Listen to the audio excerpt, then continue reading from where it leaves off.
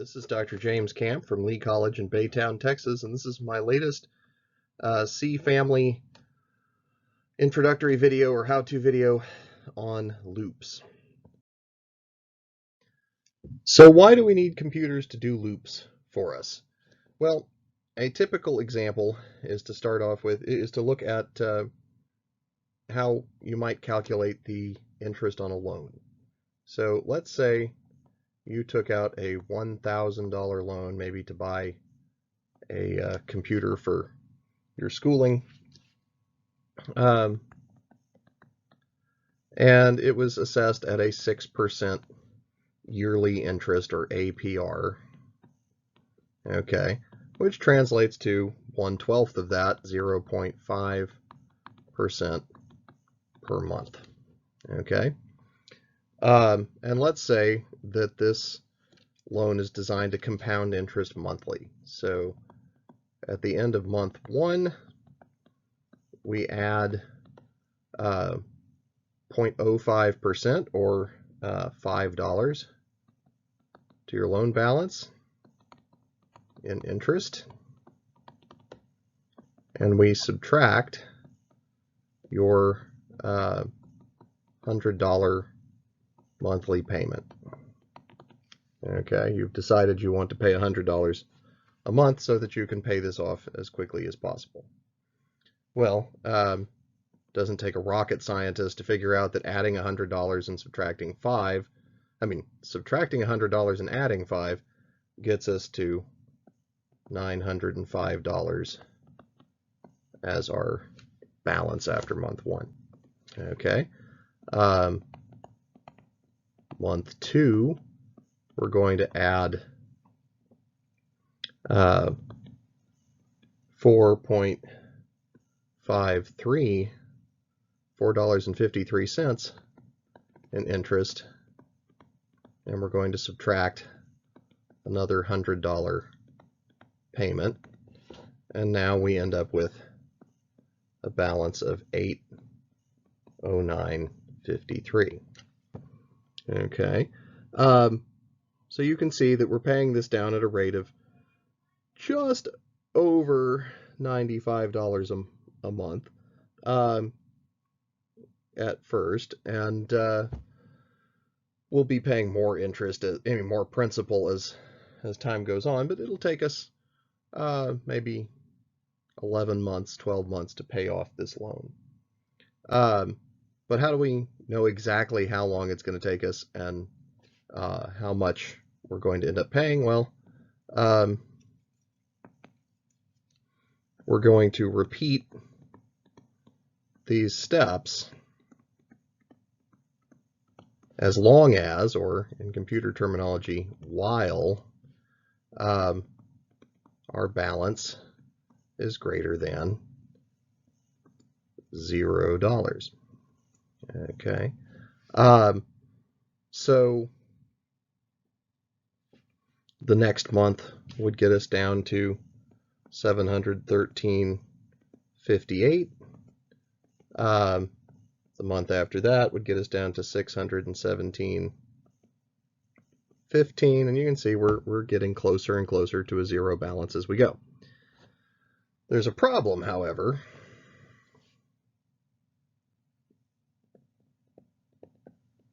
With the way we've been doing that, and that is today banks compound interest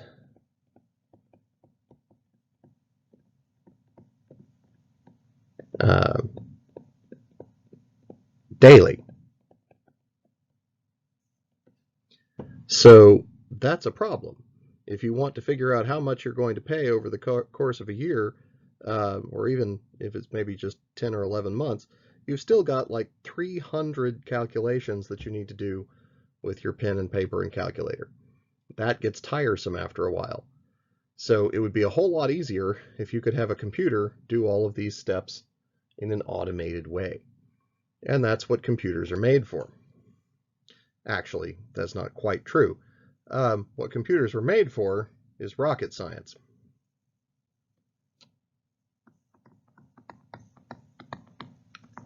If we want to take a rocket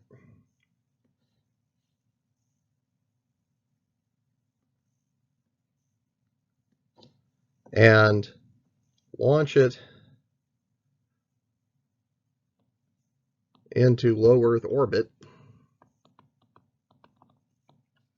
we need to calculate exactly how much thrust we need on the bottom of this rocket to get us up to a particular orbit.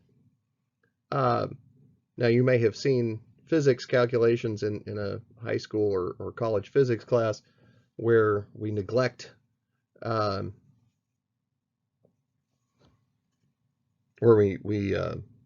neglect drag, and so it's a simple matter of F equals ma.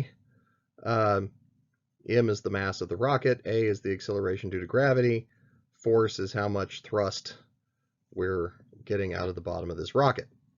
That's great, but when you're traveling at the speeds that a rocket travels, we can't neglect drag. So really we have to say all of that minus 1/2 density of air, velocity of the rocket squared, coefficient of drag times the area of the rocket. Wow, suddenly we've just made this equation a whole lot more complicated because acceleration is dv dt. Now we've got a differential equation on our hands that depends not just on velocity, but on velocity squared. Okay, that turns out to be a hard problem to solve. There are calculus tricks that help us solve that problem, but they really only get us an approximation. The easiest, if you have a computer on your hands, way to solve this problem is to break it into small motions, and for each one we know V1, V2, V3, V4, and we can take those and plug them into our differential equation and calculate what the next velocity and the next height and the next everything is going to be. And we keep doing that, keep doing this until, or while, again, there's that computer science keyword, keep doing this while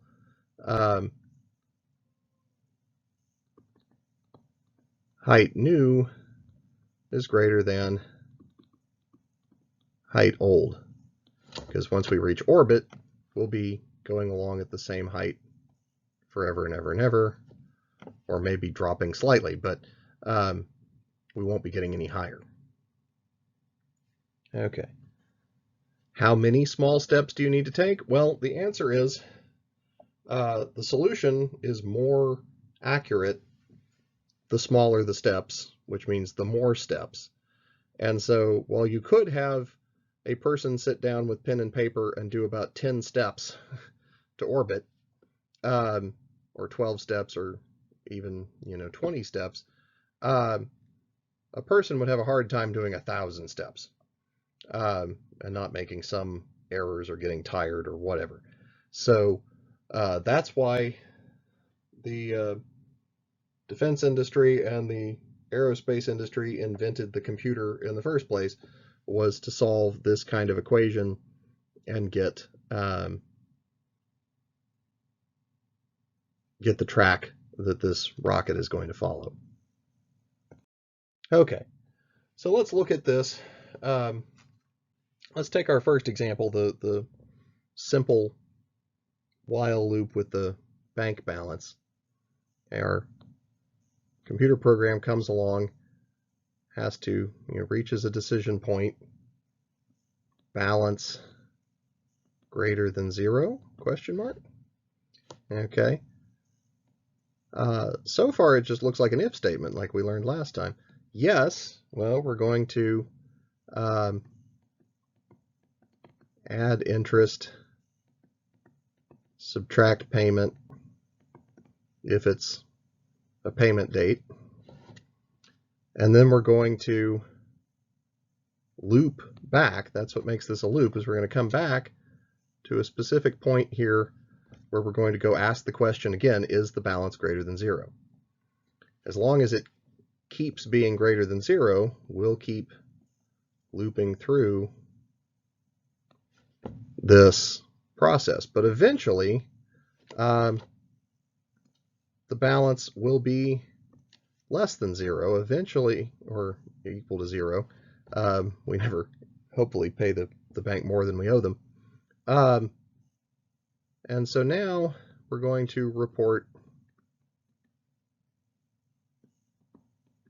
the payoff date, if that's perhaps what we were interested in the first place, and then we end the program. What does that look like in C++? Well, I'm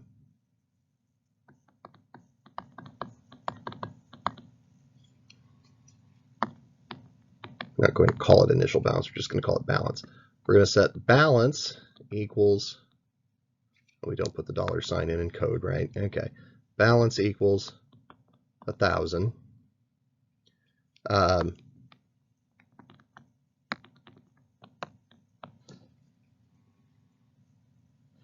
Silly me, I should give this a type. Okay, I'm forgetting my good C++ practices while I try to teach advanced stuff here. So, okay, double balance equals 1000.00 semicolon. Okay, there's a valid C++ statement. We're also going to set the initial date, which keeping track of dates is a little more complicated than keeping track of balances, so I'm going to put that in as a comment for us to fill in later when we learn more C++. Okay, then while balance is greater than 0.0, okay, open curly, we're going to say balance plus equals balance times, we'll call it daily rate. Okay, we'll have had to have set that somewhere earlier in our program. We're going to subtract payment if it's a payment date. Okay. Going to report the new balance. Okay, maybe that's a simple cout statement. We're going to add 1 day to the date so that we can keep track of when our payoff date is. Okay, and then the computer will loop back and check, is the balance still greater than 0? Well, if we've only done this once, then according to our calculations on the last page, it certainly should still be greater than 0. So we'll keep looping through this over and over and over again. Eventually, the balance will be less than 0, and that will kick us out of the loop, and we can say cout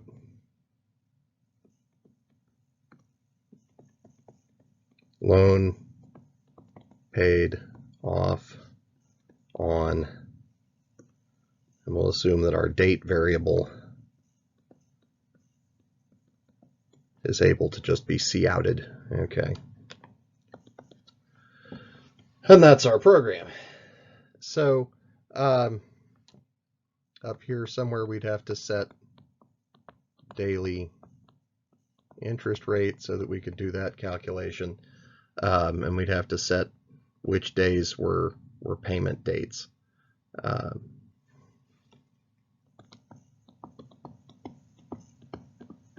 Okay, maybe it's the 1st of the month, or maybe it's the 15th of the month, depending on how that person wants to do their loan. Okay, so that's a very simple while loop. Now, the thing you want to keep in mind here is a while loop has a few features that you have to have. Okay, it's got to have what's called a loop variable. Okay, and that variable's got to be involved in some kind of comparison unless the loop variable itself is a Boolean type, which you can do. You can say, while still paying, and then somewhere in the loop you set still paying equals balance greater than 0. Okay, you can do that if it makes your code easier to keep track of. We've got to initialize the loop variable somewhere up here before we get to the loop. Otherwise, the loop won't know what balance is to start with. We won't be able to make this comparison the first time, and we won't ever be able to enter the loop. And then you've got to do one or more steps that update the loop variable inside the loop. Otherwise, you'll be in an infinite loop. You'll keep looping forever if you never change the loop variable. Okay. Now let's talk about a more complicated loop example. We'll look at our rocket example. Here, we've got to start by setting some things. Set launch angle, initial velocity. Okay, we're going to use that to calculate a new height. Okay, and we need to do that because our decision statement needs to know is new height greater than old height. Okay, if it is, yes. Okay, then we're going to do some things. We're going to store the old height, calc the new height, maybe report something. I don't know, that might be a lot of reporting. If we're doing like 1,000 points, you'd have a lot of things to report. So that carries us back to the loop again, okay? And if the new height is greater than the old height, we'll come back through here, we'll loop again, and we'll keep looping until eventually the condition arises that the new height is not higher than the old height. At that point, we're going to report the maximum height reached. Maybe we'll report the time it took to launch. Okay, and then we can end our program. So how does this look? Well, the essential while loop in the middle of this program says while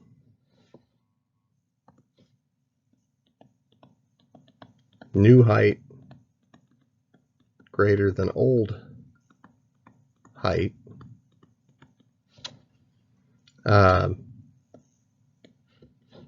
we're going to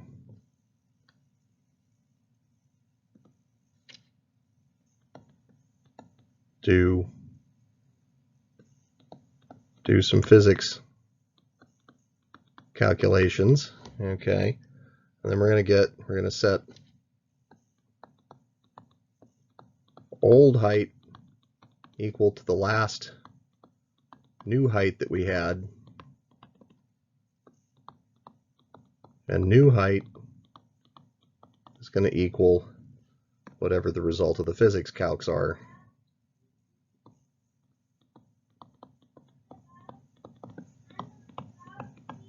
Okay, calc height, say.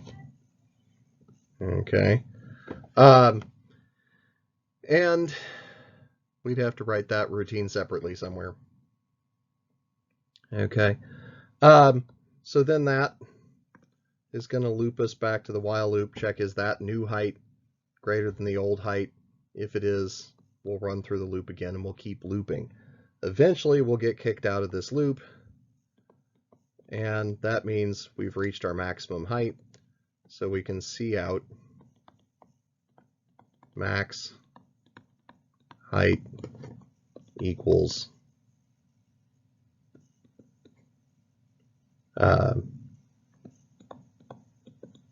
new height. Okay, now let's look at some of the features here. Again, we have loop variables. This time we have two loop variables, and it's the comparison of the two that keeps us in the loop.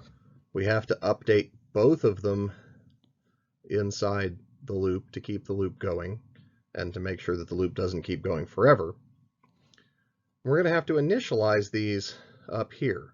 So we'll have to say that our initial old height equals 0.0. We're just going to start at ground level. Okay. And our new height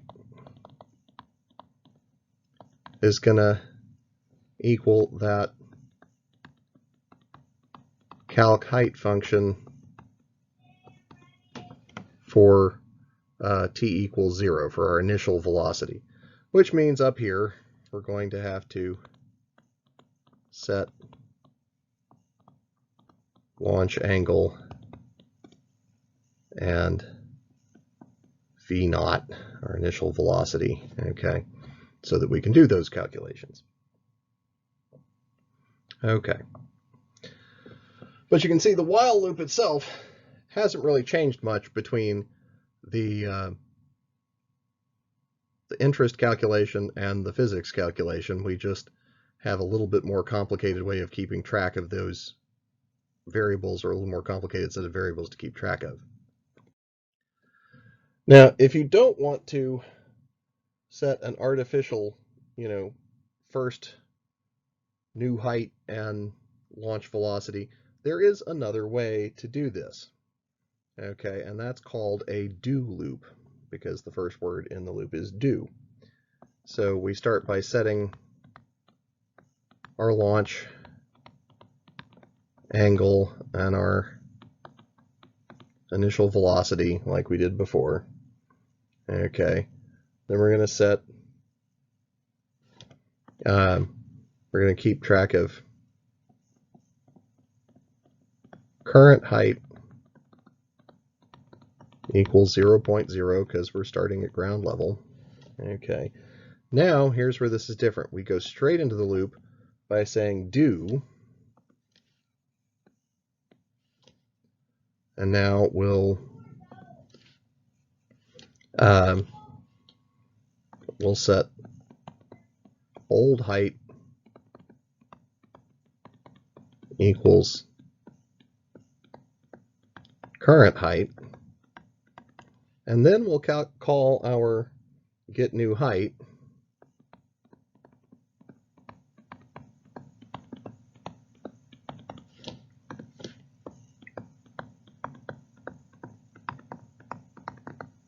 but we're calling it for the first time this time here in the do loop. Okay, we end the do loop, and then we end it with the keyword while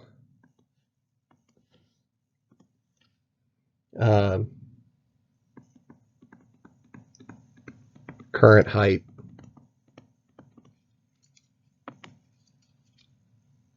greater than old height. Okay, and we end with a semicolon. So it's essentially a while loop, but you get the first pass through the while loop for free. So what happens with this loop is we set all of our starting variables, then we go through the loop once, then we check is current height greater than old height. Should be the first time we do this, so we loop back and we run through it a second time. Is current height still greater than old height? Probably the second time. And then we keep going around and around and around the loop until eventually we reach a current height that's equal to the old height, or maybe even a little less, starting to fall back to Earth a little bit. And at that point, we're going to see out our result, whatever our result ends up being. Okay. Height, time, whatever.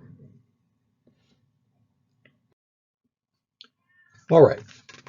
There is one other kind of loop, which computer scientists call a counting loop or a for loop. Okay. Let's say we're still with this projectile motion calculation thing. Okay. But our goal this time is to launch at an angle and try to see how far our projectile travels. Maybe we're doing ballistics for Navy ships shooting missiles at other Navy ships, or something like that. Or we're just trying to tell our favorite football player at what angle he should throw the ball to make it all the way down the field. But we have a launch angle, theta, and theta is going to be greater than 0, and it's going to be less than 90 degrees. But we don't really know what the optimal angle is. We can step through this to find out. So we want to try each theta, no, not 0, each theta between 0 and 90, say every 2.5 degrees. Okay. Now in pseudocode,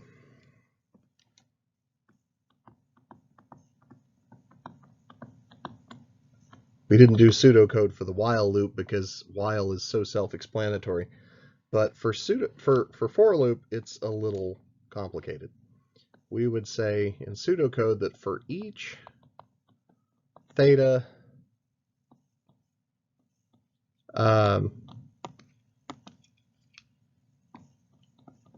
from 0 to 90, step 2.5, calculate travel distance. Okay.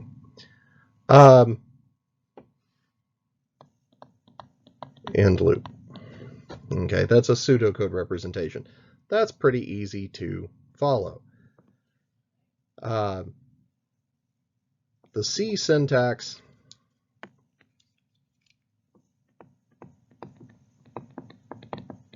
is a lot more complicated. It looks like this. For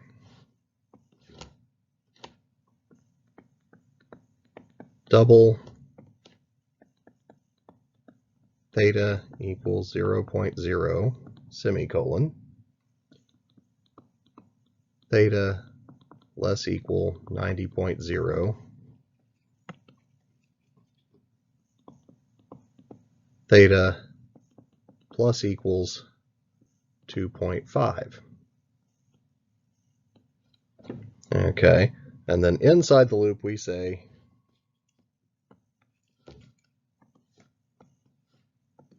then we have our little curlies, and inside the loop we're going to calculate the travel distance, which involves doing a while loop, like we did on the previous page, of seeing how far up the thing goes, but this time we keep going until it hits the ground.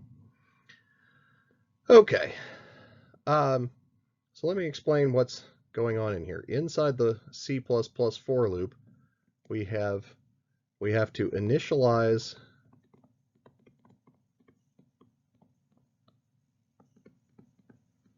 the loop counter. Okay. We've got to check for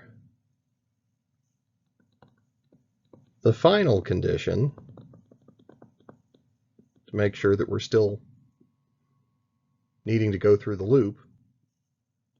And then we need to increment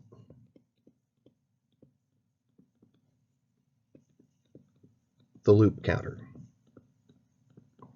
So the way this works is C++ executes this first statement once and only once, just before it starts the loop.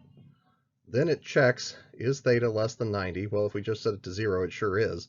So we run through this loop once, and then we execute this statement, theta becomes plus equal 2.5. Then we come back to here and say, is theta still less than or equal to 90? Well, if we just added 2.5 to 0, then it should be. So we go through this loop again. We add another 2.5 to theta. We come back, and we're going to keep looping like this until eventually theta is greater than 90 degrees. And that kicks us out of the loop, and we'll report our final results there. For loops are very useful things. Okay, for loops are very useful things for any kind of situation where you know your starting and your ending points, and you know that you want to go in fixed steps between them. There are a lot of variations on the for loop compared to what I just showed you. Here are a few of them. One of the classic examples is if we have a vector or a string, and we want to count through every part of that vector or every character in that string. We can say for int index starts at 0, go as long as index is less than my vector dot size, and each time we index plus plus. Okay. Then maybe what we want to do for each thing is see out whatever's contained by my vector at index. And that's a way of outing an entire vector at once. So if you have a vector of grades, for example, this code would print each grade on a separate line so that the user, maybe the grader or the teacher, would be able to see all of their grades at once. Now, it turns out that that is so common, stepping through a vector or a string or a list, or there are a lot of different variations on this, that most of the object-oriented C implementations have a variation on the for loop called a for each loop. Okay, in C++ and Java, this for each loop looks like this. For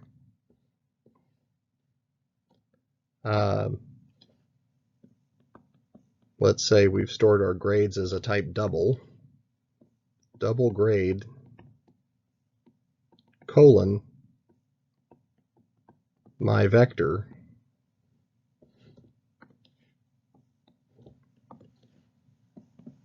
see out grade end line. Okay, or, well, in Java you wouldn't see out, you'd use console output. But anyway, for what this does is it says, look at vector my vector, and for each unit in that, assign the value to grade, and then use that in my loop, and then come back to the next value in my vector and repeat. And we'll keep doing that as long as there are still values in my vector to calculate. Now C# has, I think, a more readable syntax for this. I like theirs a little bit better. For each var grade in my grades, and then console dot write line grade. Okay. For each, this way counts, uses a couple of C# features that are nice. You can use the keyword var because it knows what type of variable is contained by the list my grades, or the array, or whatever. And so it auto sets grade to whatever type of variable is held by my grades. Then it's going to send that down to grade, then it's going to come back to my grades, check if there are more, and keep looping, just like we did with the for loop in C++ and Java. Okay. You don't have to count linearly. Okay. We can do for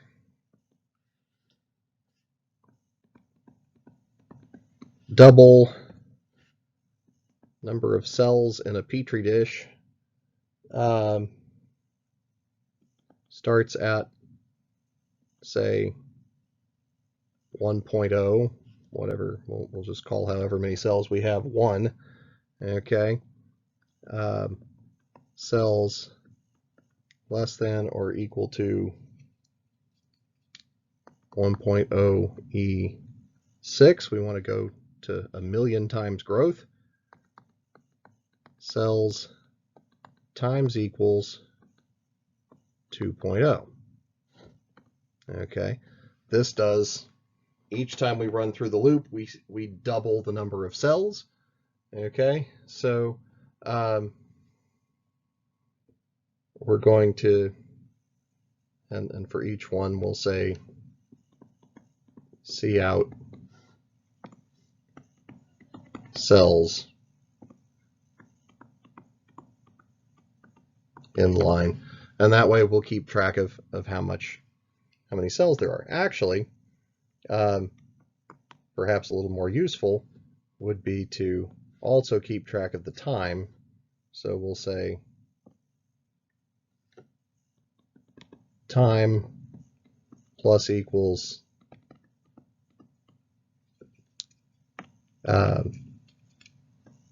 division time, however long it takes the cells to divide, say 30 minutes for some bacteria, and then we'll see out time comma cells. So we'll know how many cells we have at each given, and we need an end line here.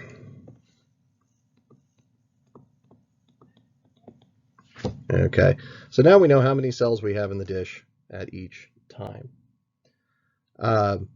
Finally, you don't have to count up. Okay, sometimes you need to do a countdown timer of some sort. Okay, so you can say for int num equals 99, num greater than 0, num minus minus. Okay, so we're counting down, and at each point we're going to see out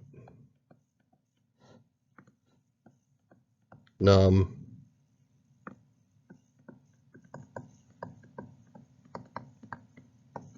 bottles of beer on the wall. For that old bar song. Hi, Dad. Hi. Okay. Finally, I want to warn you about a couple of common pitfalls in loops. The first thing you want to avoid are infinite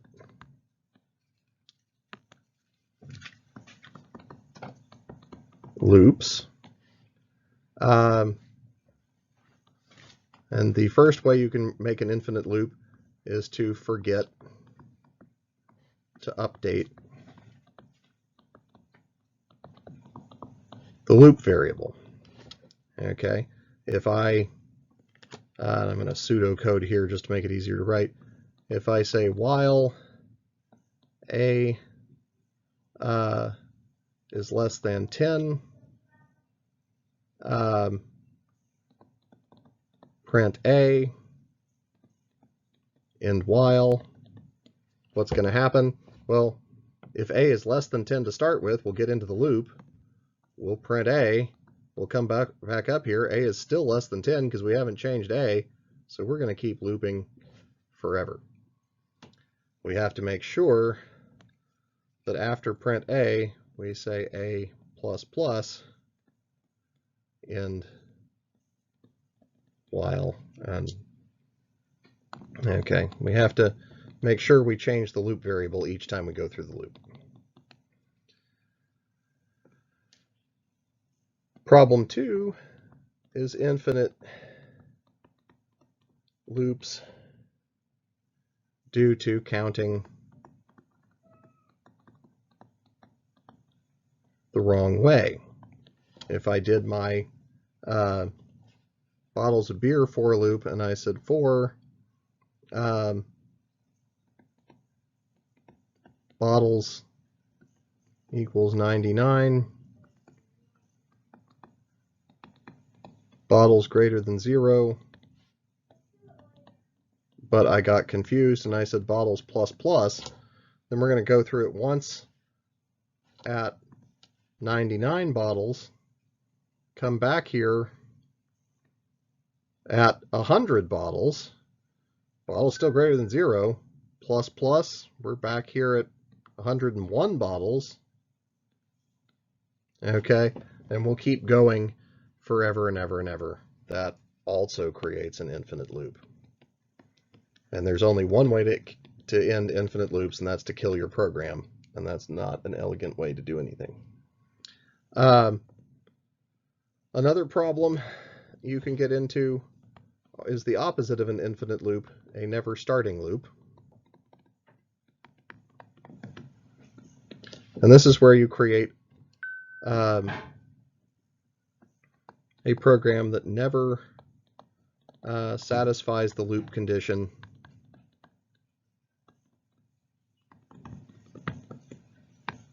to start with. Okay, so we could say while a is less than b, a plus plus, but if we start by setting a equals b, we'll never actually enter this loop because a is never less than b. Okay.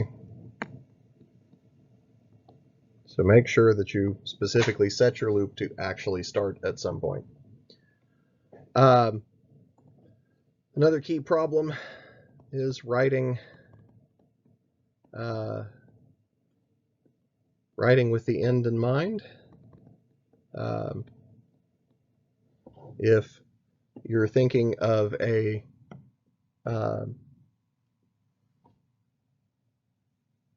rocket launching and you say while new height equals old height, okay, you're thinking that's how we're going to end this. We're going to end it when new height equals old height. Well, new height doesn't equal old height to start with, right? We hope. We hope we're flying upward.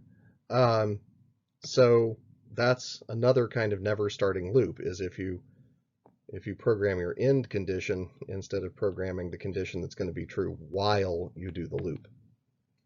Okay. Finally, another common source of errors are what we call off by ones. Okay, this is very easy to do, especially in a for loop. If I were to do, say, for index equals 1, index less than or equal to size, index plus plus. What I'm forgetting here is that my array actually should start at 0, and that if I try to access the array index at size, I'll get an error. Okay, so that whole loop is off by 1. If I fix this by setting it to index equals 0, then I'll start my loop at the right place. But when I try to access array at size here, because I have a less than or equals, that's still going to give me an error. I'm going to find something that isn't actually in the array there.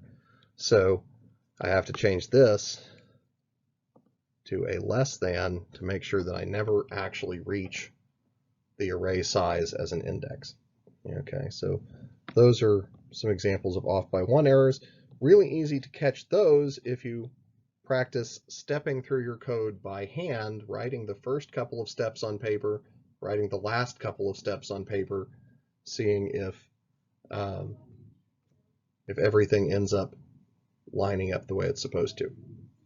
Okay, that's my lecture on the basic syntax of loops. I'm going to do another lecture, a shorter one, on common uses of loops, just showing you some common structures that you'll need to use for your programs. Okay, thank you and have a good day.